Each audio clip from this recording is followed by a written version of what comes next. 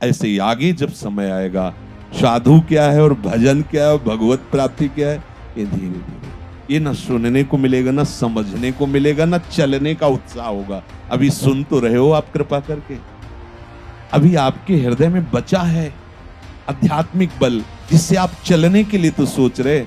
आगे ऐसा समय आएगा कि आप सोच भी नहीं पाएंगे इधर चलने, इसलिए पक्की तैयारी करो, इसी जन्म में श्री जी के पास चलना। ये बहुत खास बात है, पकड़ लीजिए इन तीन को। अगर ये तीन आपके बने रहे तो यात्रा लंबी चलती रहेगी, परिवर्तन नहीं होगा। पीछे तो सब डींग हाँकते हो, जब सामने उपस्थित होता है, अब शाम से देखेंगे, आज तो छक के पा लेते, शाम से देखेंगे, वो शाम कभी जीवन में नहीं आएगी।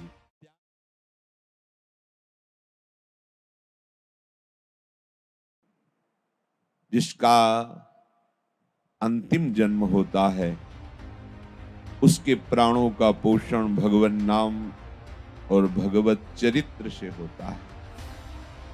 जो संतों के श्रीमुख से प्रभु की नाम की महिमा, धाम की महिमा, उनके रूप का आकर्षण, उनकी लीला चरित्र गुण आदि का श्रवण करता रहता है,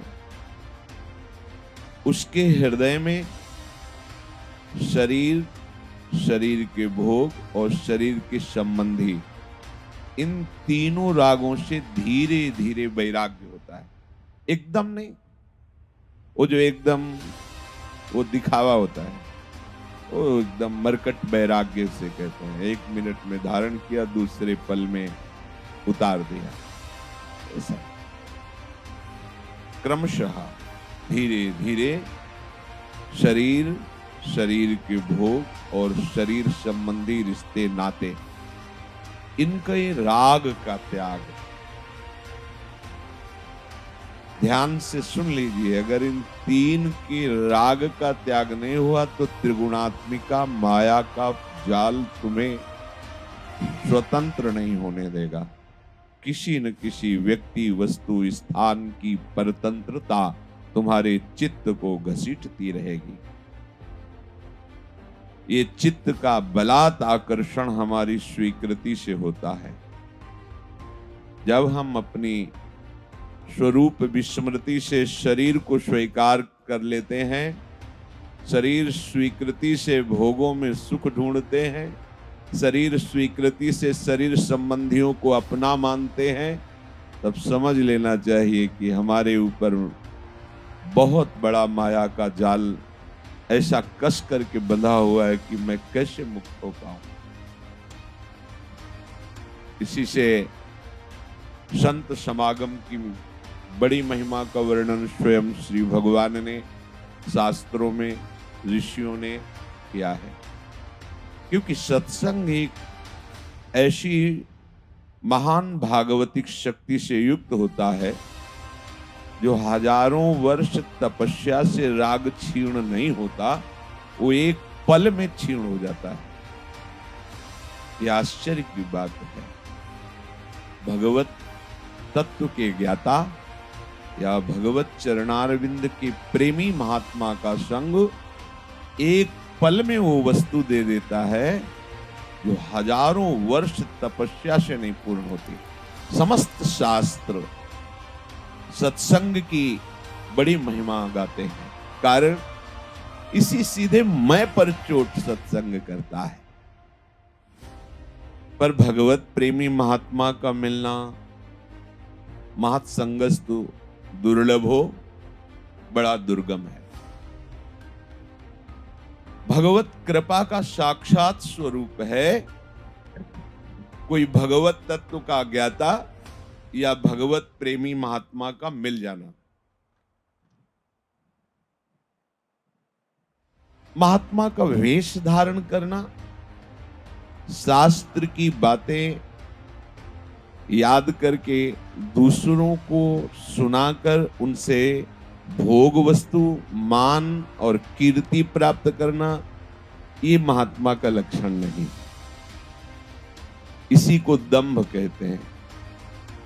तो शास्त्र भरे पड़े हैं इस बात में कि अगर संत संग हो जाए तो निश्चित निश्चित जीव का कल्याण हो जाएगा। आज तक किसी का भी हुआ है तो मत की रति गति भूति भलाई, जब जेहि जतन जहां जेहि पाई, सो जानो सतसंग प्रभाव। आज तक किसी को भी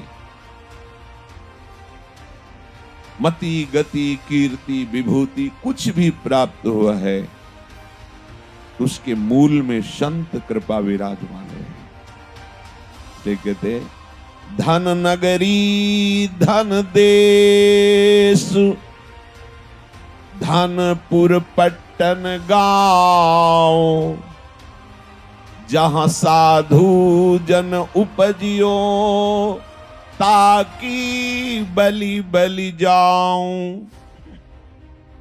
चरणदास जी महाराज बड़े सिद्ध पुरुष हुए।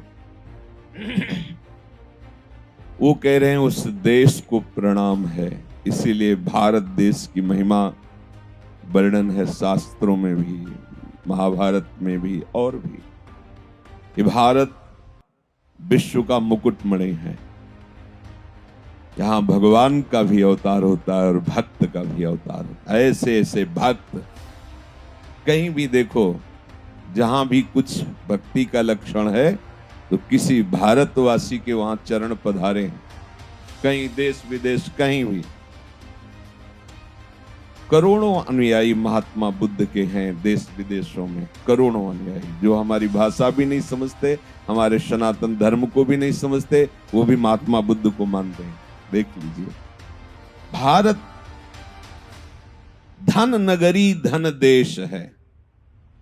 नाम प्रसंग कहे तो उपदेश, जहां या धर्म धन्य सो देश। ऐसी कहीं पावन नदी नहीं प्रवाहित होती विश्व में। भागीरथी गंगा साक्षात ब्रह्म द्रव, अर्थात ब्रह्म ही द्रवित होकर प्रवाहित हो रहा है। 400 कोस दूर से यदि कोई गंगा गंगा ऐसा उच्चारण कर ले, उसके पाप नष्ट हो जाते हैं। गंगा गंगा यो ब्रूयात योजना नाम सतैवती। 400 कोस साक्षात श्रृंगार रस उच्छलित होकर, प्रिया प्रीतम के हृदय का प्रेम रस उच्छलित होकर रसरानी जो यमुना जी प्रवाहित हो रही। कहां है अयोध्या, कहां है मथुरा वृंदावन, कहां है विश्व में भगवान शिव की बोध संपन्न नगरी काशी, कहां ऐसी, कहां है द्वारिकाधीश जी का वैभव विश्व में कहीं देखो।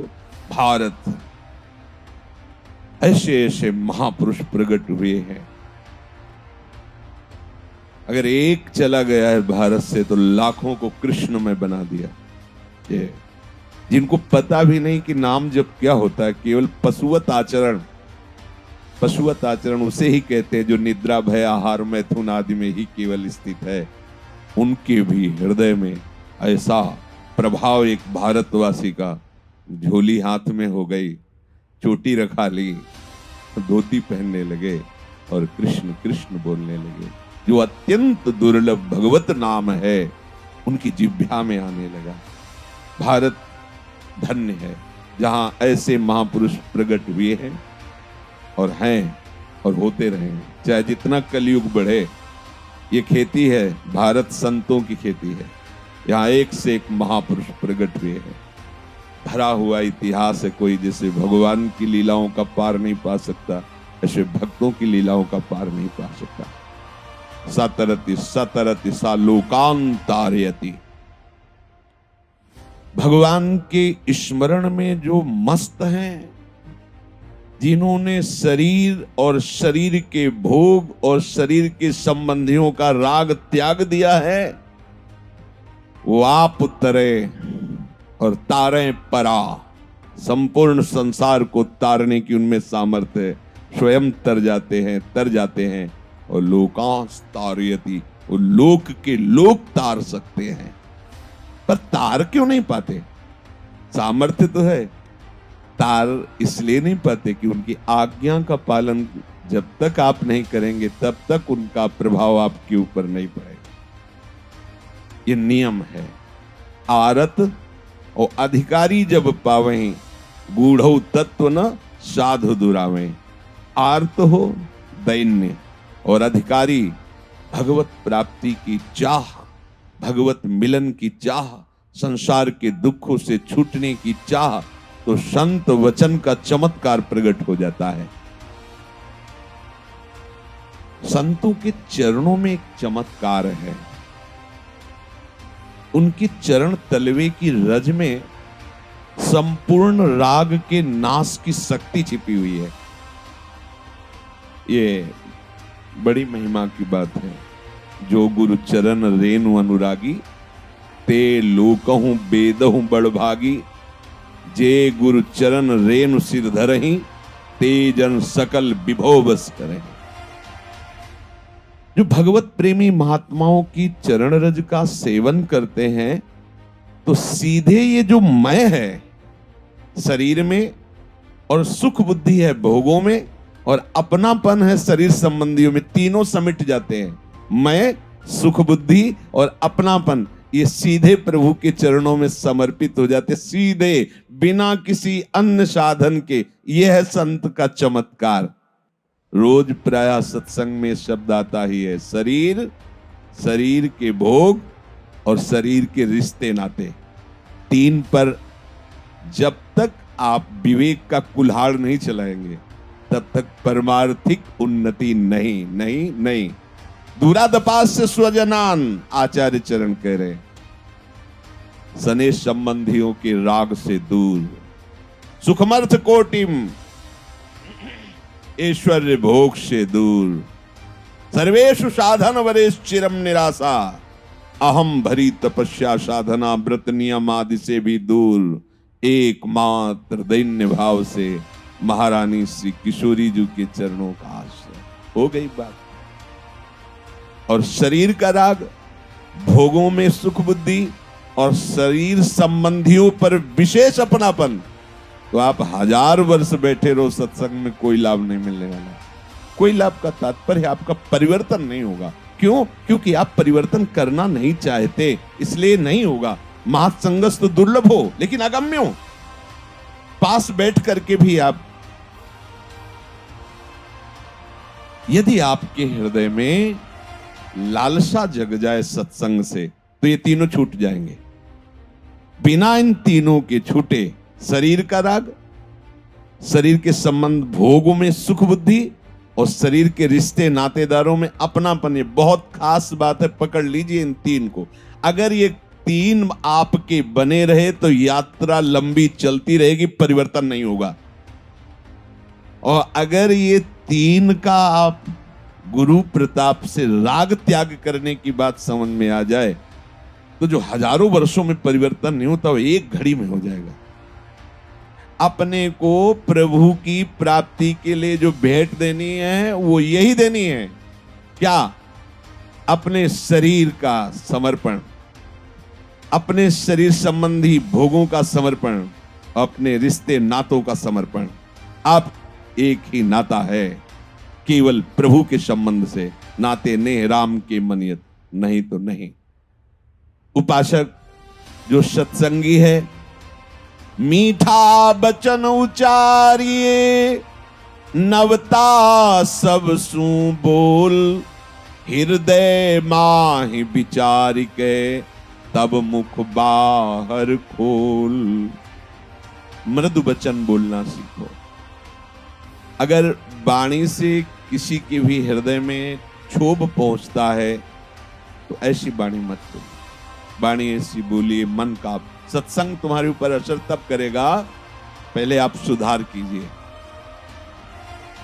कपड़े में रंग चढ़ाने के पहले उसकी अच्छी धुलाई हो जाती है, फिर बढ़िया रंग चढ़ता है। ये बड़ा गंदा है हमारा अंतःकरण, इंद्रियां।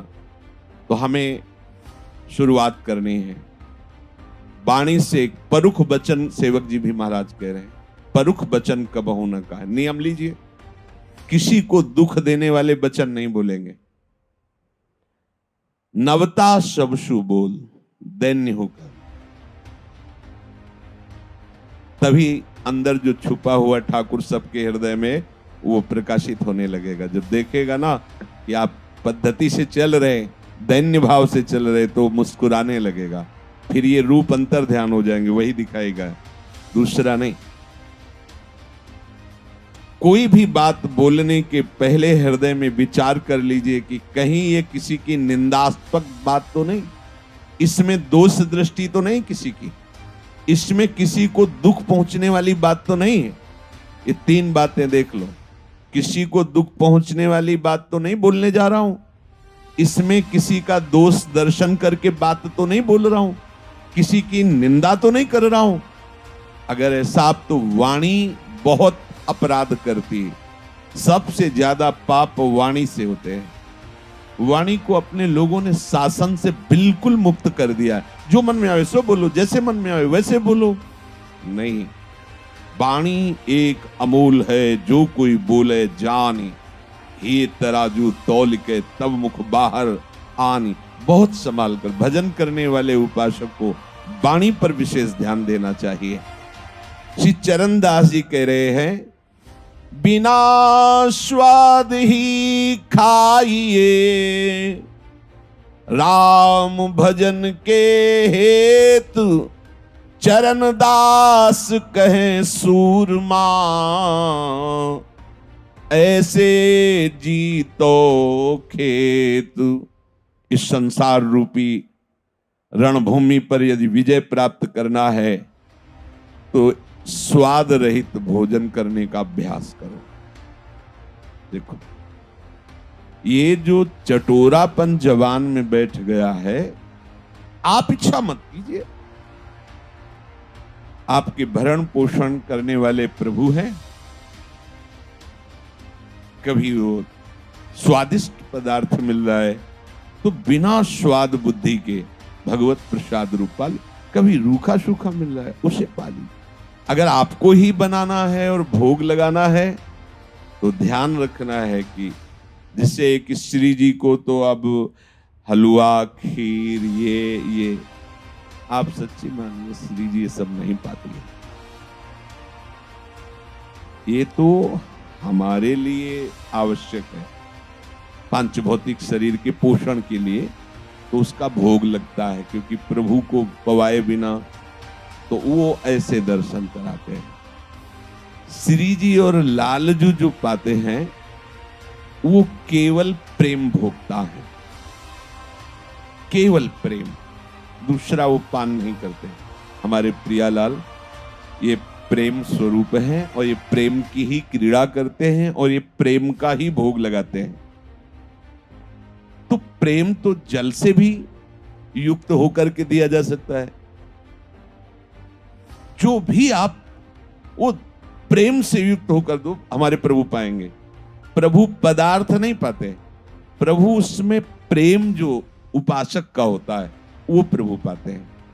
ये बैठा लीजिए, ये भ्रम हटा दीजिए कि 56 प्रकार के भोग श्री जी को पवा के अधीन किया जा सकता है। फिर तो श्री जी अरबपतियों की ही होती, अपने गरीबों किंचनों की तो होती ही नहीं। लेकिन कहीं ऐसा नहीं पाया गया सिद्धांत। ये जो उत्तम उत्तम भोग वर्णन का है उसमें आपके जो उत्तम उत्तम भाव, आज प्रफुल्लित हो रहा है हृदय, आज श्री जी को खीर का भोग लगाएंगे, आज ये जो उसमें आपका आंतरिक भाव बन रहा है, तो अगर बाहर नहीं भी पदार्थ अर्पित किया और भाव बल गया तो श्री जी ने पा लिया। श्री जी पदार्थ भोक्ता नहीं है, ध्यान रखना। पदार्थ भोक्ता देहाभिमानी जीव होता है। इसीलिए बिना अधिकार के ये प्रेम रंग की बात नहीं बताई जाती कि ये देहाभिमानी जीव कहीं प्रिया प्रीतम की प्रेम रस क्रीड़ा को देह क्रीड़ा न समझ ले कि भाई जैसे लोकवत ऐसे नहीं। श्री जी और लालजू ये प्रेम के खिलौना दो खेलत हैं प्रेम खेल। अब तुम काम खेल खेलने वाले, काम का आसक्ति पूर्वक सेवन करने वाले प्रेम खेल की बात ही नहीं जान सकते, क्योंकि वो सूक्ष्मतरम अनुभव स्वरूपम। शुरुआत कीजिए, ये भाव हटाइए कि श्री जी को रोज हलवा पूरी ये सब पवाना है। अगर आपको ऐसा ही भाव दृढ़ है तो पवा के बांटना है, पवा के थोड़ा किनका लेके बांटना है, फिर बनाओ। ज्यादा स्वादिष्ट नहीं पदार्थ, ऐसे दाल दिखा के और पा लीजिए। ये जब तक तुम गरिष्ठ पदार्थ पाते रहोगे, मान लीजिए, बात मान लीजिए, देख लीजिए आप, यहां कह रहे हैं कि बिना स्वाद ही खाइए। यदि सत्संग का रंग हृदय में चढ़ाना है तो बिना स्वाद, इस पर हम बहुत बार चर्चा करते हो, आप सुनते हैं पर असर नहीं होता। कहते आप ही तो बनवाते हैं और जो पवाते हैं वही पाते हैं। तो आपने ही तो संसार रचा है, वो आप ही मना कर रहे हैं, तो जो मना कर रहे हो मत पाइए, वो मत कीजिए। आपका ही तो रचा हुआ है पूरा संसार, आपका ही तो रचा है। अशुद्ध, अभक्ष, दुष्ट, ये सब उन्हीं का तो रचा हुआ है। तो उन्होंने ही तो आदेश किया है, ऐसा करो, ऐसा ना करो। जो कहते हैं ना करो वो ना करो, उसमें थोड़ी कि आपका ही दिया हुआ है, तो फिर और कुछ भी आपका दिया हुआ है। ऐसे ही आपको समझना होगा। कुछ समय तक आप थोड़ा लड़िए इस बात में, फिर आपका स्वभाव बन जाएगा। बहुत आनंद आता है भजन में। ये भोजन चौपट कर देता है भजन को, और ये भोजन ही भजन में तन्मय कर देता है। दोनों बात समझ लीजिए। पूज्यपाद श्री उड़िया बाबा जी महाराज ने कहा है कि रसमय भोजन तो नीरस भजन, और नीरस भोजन तो रसमय भजन। अब देख लीजिए, एक तरफ गुलाब जामुन, खीर और चकाचक, और एक तरफ राधा नाम सुधा रसम। जिह्वा किधर ललचाएगी? गुलाब जामुन की तरफ। राधा नाम सुधा रसम का इसीलिए स्वाद नहीं मिल रहा। बिना स्वाद ही खाइए, पक्की बात। अब इसको इस तरह में मत लीजिए कि वो निषेध करते हैं, उसका नकारात्मक भाव मत निकालना। वो तो निषेध करते हैं कि श्री जी को बस रूखी सूखी रोटी लगा। ऐसे कैसे हो सकता है हमारी श्री जी रूखी सूखी रोटी पाएंगे? ऐसा भाव तुम्हारा है तो रोज 56 भोग लगाओ, थोड़ा किनका ले लो, और आप रूखी सूखी पाओ। पाना ही पड़ेगा यदि भजन करना है। और अगर आपको ये है कि बढ़िया बाल भोग और राज भोग और शयन भोग, तो फिर और भी भोग हैं, इतने से ही काम नहीं चलेगा। और भोगों में उतरे तो फिर और भी भोग हैं जो नहीं चाहते, वो भी भोगने पड़ेंगे। आप समझ लो, अगर इस चक्र से मुक्त होना है, भोग और रोग से, भव रोग से और इस भोगों में सुख बुद्धि से, तो सबसे पहले वाणी और रसेंद्री 2 का सुधार कर लीजिए, सब सुधार हो जाएगा। ये जो अच्छा अच्छा पाने की, कुछ अच्छा नहीं है, आप कुछ अच्छा नहीं। यहाँ घाटी के नीचे सब माटी है, बस वो कुछ सेकंड का ऐसा है। संभालिए इसको। देखो, आज से भोजन में सुधार कीजिए।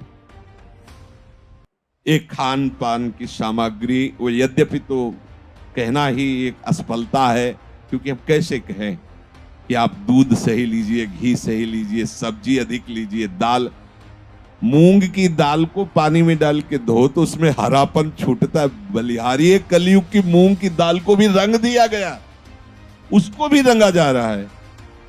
अगर धोए ना और ऐसे बनाए तो उसका रंग जाकर के, तो बहुत सावधानी। अब इस बार तो उद्धार हो ही जाना चाहिए। जो बड़ी बड़ी तपस्याओं से काम नहीं बनता और नाम कीर्तन से करवा देगा कलयुग, पर उसके और भी कुछ ये हैं ऐसे, अगर इनमें नहीं संभले तो भजन में मन नहीं लगेगा। बड़े बड़े महापुरुष जिनका चिंतन केवल भगवत प्राप्ति जीवों को कैसे हो, रात दिन, पूज्य स्वामी श्री राम सुखदास जी रात दिन यही सोच कि जीवों का कल्याण कैसे हो। भाई जी महाराज, बड़े बड़े संत, गिरिराज जी सुशोभित हो रहे थे पंडित गया प्रसाद जी से। आपको लगेगा कैसी गलत बात कर रहे हो, गिरिराज जी नहीं, पंडित गया प्रसाद जी सुशोभित हो रहे थे गिरिराज जी से। देखो, वो तो प्रभु है ही, उनमें तो कोई संशय नहीं, लेकिन उनका परिचय बताने वाले जब वहां हैं तब उनकी विशेष शोभा होती है। ऐसे महापुरुष अब अंतर ध्यान हो गए। अब ज्यादातर हमारी वृत्तियां रजोगुणी होकर भोगों में लग रही। काम बना लो, इसी जन्म में भगवत प्राप्ति हो जाए, ऐसी दृढ़ निष्ठा कर और कष्ट सहकर चलो। कष्ट सह जाओ, मानो मेरी बात, नहीं आगे जो जन्म आने वाला है, आगे जो पीढ़ी आने वाली है, सतमार्ग लुप्त हो जाएंगे। जैसे समय तो बहुत हो गया है। पूर्व में हम सुनते थे कि वर्णाश्रम धर्म लुप्त हो जाएगा, पर जब हम नैष्ठिक ब्रह्मचर्य में थे तो 50 ब्राह्मण सुबह आकर स्नान करके यज्ञोपवीत पहने त्रिकाल संध्या करने वाले 50 ब्राह्मण जहां रहते थे 50 अपने अपने कोने में सब बिछाए कुशासन, सब सुबह मध्याह्न सायं में। देखो अभी ज्यादा समय नहीं हुआ, 30-40 वर्ष हुए होंगे और संध्या क्या है, ब्रह्मणत्व क्या है खत्म।